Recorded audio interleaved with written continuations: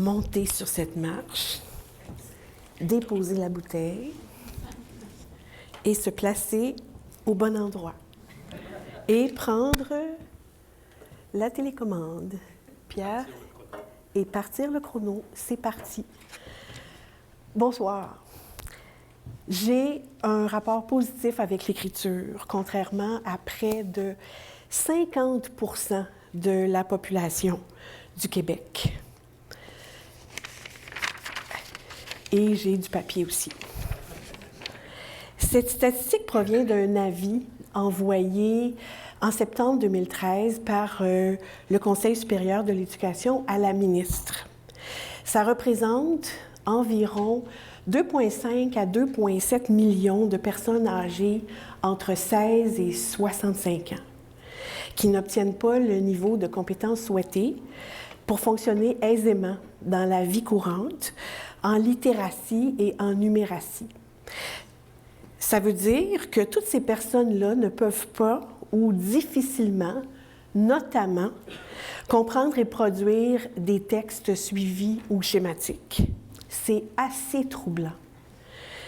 Troublant parce que dans le même avis, et là je vais vous en lire un bout, en milieu de travail, les changements technologiques, souvent associés à des changements organisationnels, exercent une forte pression sur la demande de compétences parce qu'ils modifient de façon substantielle l'accomplissement du travail et que ce qu'il y a de nouveau dans les entreprises qui ont recours aux technologies ou dans celles qui comptent effectuer ce changement, c'est le passage à la communication écrite qui est désormais imposé. Je fais ici un lien avec le thème de la conférence. Merci Pierre. Tenant en main le monde, en référence au livre du philosophe Michel Serres, où il parle de Petite Poucette, qui est la représentante de nos élèves, qui doit faire face aux nombreux changements de notre monde. L'enseignement et l'apprentissage de l'écriture, dans ce contexte, est un défi. Parce que nos élèves ont le monde au bout des doigts et que la communication écrite s'impose dans leur monde. L'écriture a toujours pris une place importante dans ma vie. Ce que vous voyez peut-être difficilement, c'est des extraits de cahiers où j'écrivais des textes en 3e année C dans la classe de Madame Larouche. On note les ratures, les fautes, l'effort pour tracer des lignes droites, mais l'écriture libre, choisie. Toute petite, déjà, j'avais décidé que je voulais enseigner au primaire. À l'époque, souvent, je jouais à l'école. Et évidemment, j'étais la maîtresse. L'écriture a aussi pris de l'importance dans ma vie d'adulte. La boîte à mots, ce qu'on voit là, c'était dans les années 90, pour les vieilles personnes ici, une agence de rencontre par le texte. C'est comme ça que j'ai rencontré mon amoureux. Mais ça, c'est une autre histoire. Dans ma vie d'adulte, j'écris toujours. Je tiens des cahiers d'écriture où je prends des notes.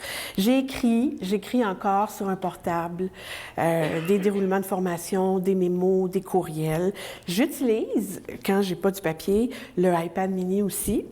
Et mon amoureux et moi, on publie un billet de blog par semaine entre janvier et juillet depuis 2011. C'est le blog du Pépère à vélo et de sa blonde maîtresse, c'est moi la blonde maîtresse ici.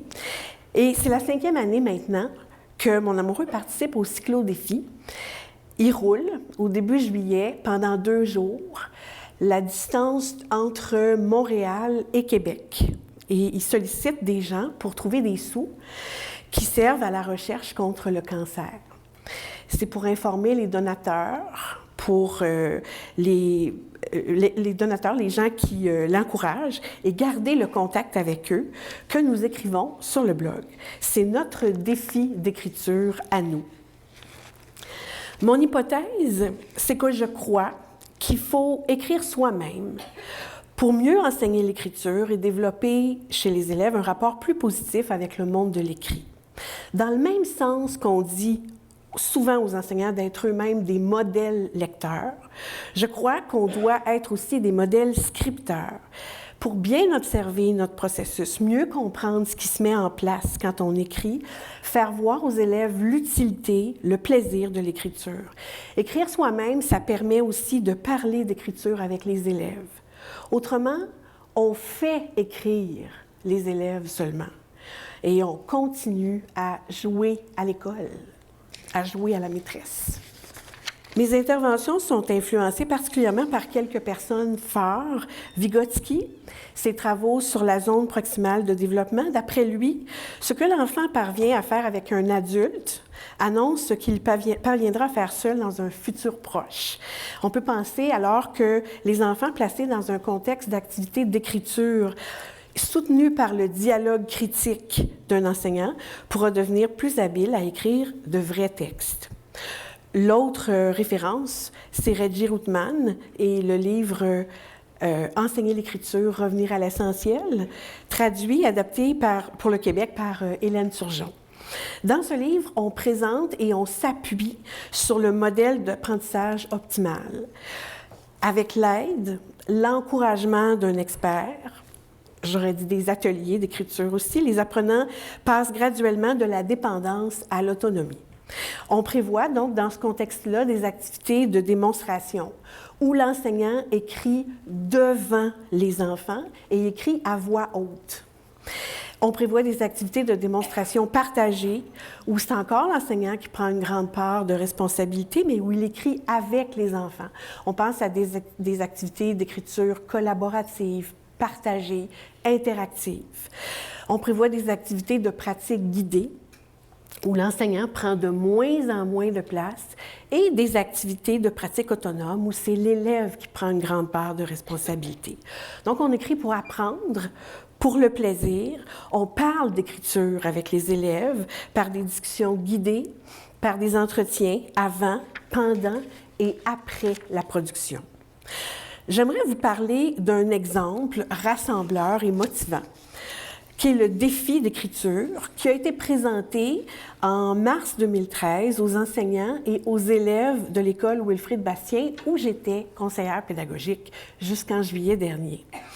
Alors, on a commencé par mettre sur le blog une vidéo qui présentait aux enseignants d'abord le défi d'écriture et un début d'histoire. Les enseignants, donc, ont vu la vidéo d'abord et pouvaient la présenter à leurs élèves ensuite. Dans le récit, le début du récit, qui mettait en vedette deux enfants, Fred et Lily, qui sont des jumeaux du même âge que les enfants, qui partent le matin à l'école en vélo, mais dont les plans pour leur journée vont changer assez radicalement parce qu'ils vont faire une rencontre assez étonnante. Ils trouvent sur le chemin de l'école quelque chose qui brille par terre. C'est un iPad dans un étui vert, rigide, avec deux grosses poignées sur les côtés pour le tenir. Et quand ils s'en saisissent, les deux en même temps, ils disparaissent à l'intérieur du iPad. À partir de là, le défi commençait. Donc, l'idée, c'était de décrire en écriture collaborative ou à relais, d'une classe à l'autre, la suite du récit. Les enseignants se sont regroupés et ça a donné 6 suites différentes, 6 équipes qui ont été formées, 4 enseignants de première année, 2 équipes d'enseignants de deuxième année, 5 enseignants du deuxième cycle qui ont travaillé ensemble, 2 enseignants de cinquième, 2 enseignants de sixième. La seule consigne obligatoire, c'était que les 2 enfants devaient être rentrés chez eux pour souper. J'ai rencontré des enseignants qui m'ont parlé de leur démarche et qui m'ont fait part de leurs réactions. Je vous en présente quelques-unes. Concernant la présentation du projet, des idées, on a dit que c'était intéressant à cause de la situation authentique, du vrai but d'écriture et à cause de la diffusion. Tout le monde a fait une tempête d'idées, le plus souvent communes, et on a gardé des traces visibles de ces idées-là. Tous ont remarqué beaucoup d'imagination chez les élèves. Avec les plus vieux, je vais boire un peu ici parce que je me déshydrate. Beaucoup de choses, pas beaucoup de mains. Merci.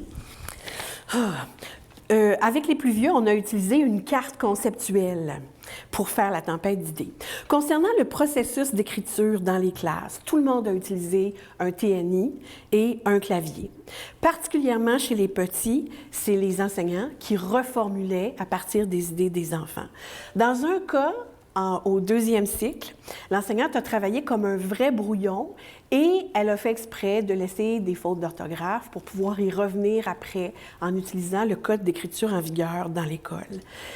Dans les classes de 5e, démarche particulière, on a proposé aux élèves de faire tout le monde un premier jet individuel.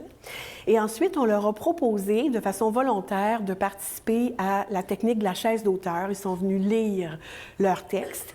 Il y a 3 textes qui ont été retenus et les 3 auteurs ont retravaillé le texte ensemble. Ça a donné un nouveau texte qui, lui, a été retravaillé collectivement, particulièrement pour la cohérence des idées. Dans les classes de 6e année, on a formé des équipes de 2 ou 3. Les enfants ont travaillé avec Google Drive. Les textes ont été lus au groupe, on a voté et on a retravaillé ensemble le texte collectivement. Dans toutes les classes, quand on a travaillé en grand groupe, on a travaillé sur la formulation des phrases, validation avec le questionnement, qu'est-ce que c'est bien dit, qu'est-ce qu'on pourrait améliorer, qu'est-ce qu'on veut vraiment dire. Il y a un travail qui a été fait sur la cohérence des idées pour éviter la redondance, les répétitions. Et dans tous les cas, on a lu, relu, parce que quand on écrit, c'est ce qu'on fait aussi. Des difficultés rencontrées par les enseignants, sortir des jeux et des applications connues des élèves. Toujours revenir au questionnement. Est-ce que ça sert l'histoire? Souvent, donc, ramener les élèves au but initial du récit. Les effets chez les enseignants de l'enthousiasme, le plaisir de l'écriture. Une prise de conscience importante, c'est que travailler de cette façon-là, ça permet d'enseigner et travailler la pertinence des idées et la cohérence, ce qui se fait peu ou pas autrement. Les effets remarqués par les enseignants chez les élèves, autant chez les petits que chez les grands, l'aspect des élèves pour l'aspect techno, le iPad, donc la motivation pour le sujet, beaucoup l'imaginaire et l'engagement facilité, l'enthousiasme, le lien privilégié et affectif créé, parce que les enfants, ils me connaissaient, le destinataire était réel et c'était donc signifiant. Le plaisir de l'écriture, les habiletés sociales travaillées dans le travail d'équipe, la fierté à cause de la diffusion, le plaisir de relire l'histoire avec la contribution apportée par les autres et le fait que c'était un projet rassembleur commun dans le niveau avec les autres classes.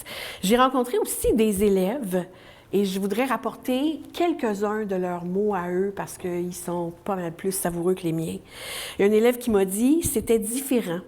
C'était des choses à jour pour nous, les jeunes.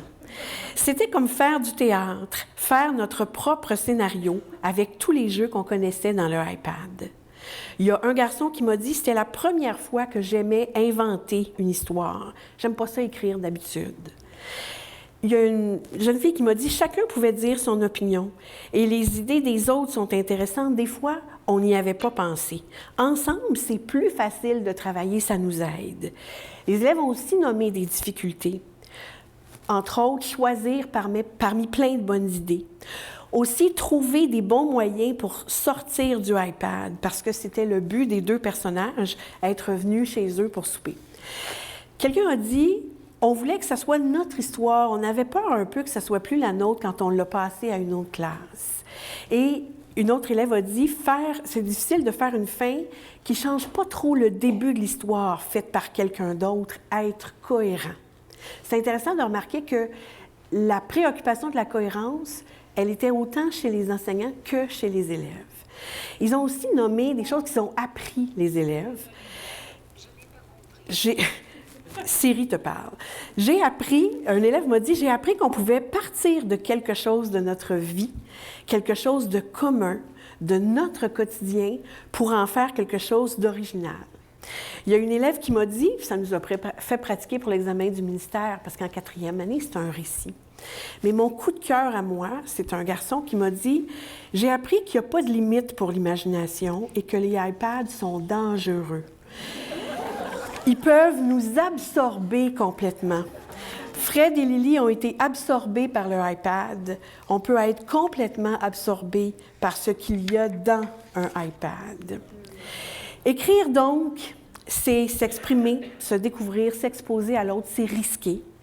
C'est affirmer son identité, c'est un processus d'expression de soi et plus largement de création. C'est aussi découvrir sa propre voix. Selon Voltaire, l'écriture est la peinture de la voix. C'est assez joli, ça. Enseigner l'écriture à petits poussets et petites poussettes, c'est d'abord reconnaître que nos élèves vivent au cœur de la troisième grande révolution de la société occidentale, soit le passage de l'imprimé aux nouvelles technologies. Nos ancêtres et nous avons déjà vécu les deux premières révolutions, la première étant le passage de l'oral à l'écrit, la deuxième, celle de l'écrit à l'imprimé. Enseigner l'écriture à petites poussettes et petits poussets, c'est admettre que les relations entre les élèves et les enseignants ont changé. La planète, l'humanité, la culture sont à la portée de chacun en quelques clics. Et c'est aussi reconnaître que comme enseignant, on ne transmet pas quelque chose, mais soi. Nos élèves tiennent le monde. Hey, on est en retard. Nos élèves tiennent le monde dans leurs mains. Que voulons-nous qu'ils en fassent? Nous voulons que nos élèves écrivent, alors écrivons. Pour nous d'abord, devant et avec les élèves. Parlons avec eux de ce que nous écrivons. Écrivons sur du papier ou au clavier, mais écrivons pour qu'ils trouvent leur voix. Merci.